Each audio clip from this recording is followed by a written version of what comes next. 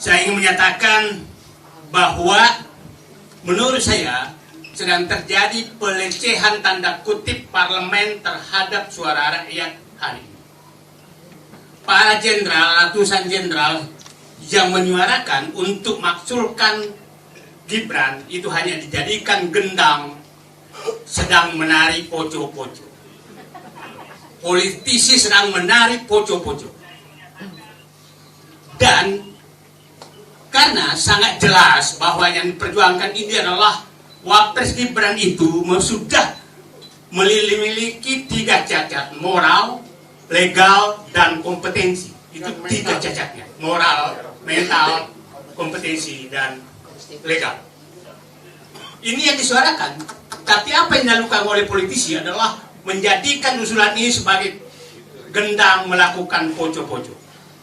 Dan tokoh yang bisa menyelesaikan gendang ini menurut saya ada 3 orang. 1, Prabowo. 2, Megawati.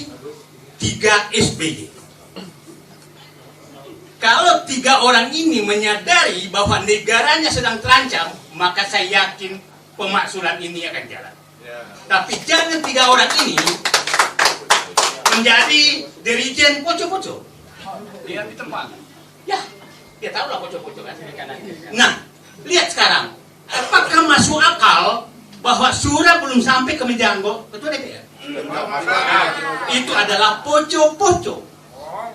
Apakah masuk akal bahwa belum nyampe ke meja MPR? Janganlah nganggap kami ini bodoh semua. Kami tidak bodoh. Saya bekas anggota MPR, paham. Saya bekas birokrat, paham.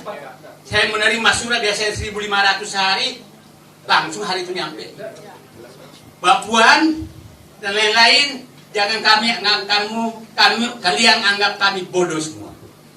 Nah, sekarang yang problem sekarang adalah mereka sedang menari poco-poco dan menganggap kami semua ini adalah pemain musiknya. Dan mungkin mereka menganggap ini tidak lain adalah kumpulan para pemain topeng monyet. Itu mungkin di kepala mereka. Kami bukan pemain topeng monyet. Kami bukan pembuat irama penarian poco-poco yang Anda sedang laksanakan. Kami pencinta NKRI 24 karat. Pencinta dan penikmat NKRI. Kalian mungkin pencinta dan penikmat cuan. Dan kita tahu. Yang sebelah sana, Bapak tahu, tiap hari ada penggantian pemerintahan, memuji sana, memaki sini, setelah kalah, memuji lagi yang menang. Penjilat. Dan itu yang menikmati terus. Nah, sekarang, jadi saya tidak mau masuk kepada teknik pemaksulan. Kalau 3 orang ini berhenti menjadi dirijen poco-poco, maka selesai masalah itu. Nggak usahlah saya katakan, saya masih berharap nasionalisme Prabowo, patriotisme Prabowo bangkit. Saya masih berharap konsistensi Bu Megawati yang mempertahankan konstitusi pada saat dia menolak 3 periode itu bangkit kembali. Saya berharap Sumpah Prajurit Sabta Marga SBY, saya mohon maaf saya nggak menyebutkan anaknya karena saya yakin anaknya bisa diarahkan oleh SBY, itu bangkit. Kalau 3-tiganya masih bermain poco-poco seperti ini, ya apa boleh buat, kata Pak Salameh Subianto tadi, bisa terjadi. Ya, nah sekarang saya ingin hanya mengatakan bahwa kalau kita jangan mencoba lagi menghitung-hitung berapa jumlah suara, itu nggak ada gunanya karena sistem pengambilan keputusan di kita itu tergantung ketua partai. Sekarang terakhir saya membahas peluang masing-masing ketua partai. Apakah ada harapan? Harus. Enggak, jelaskan dulu. Apakah masih ada harapan mereka? Bukan, belum tentu harus. Semoga. Bapak masih mengharap kepada ketua PAN? Ya, tentu. Enggak kan? Ya, jadi bukan harus. Bapak masih mengharap ketua umum Golkar? Enggak kan? Jadi saya ingin menyampaikan susunan kira-kira partai yang kita harapkan selain 3 orang tadi. 1, PDIP. karena dia konsisten ingin tidak mau 3 periode, mudah-mudahan masih konsisten. Kedua, Gerindra.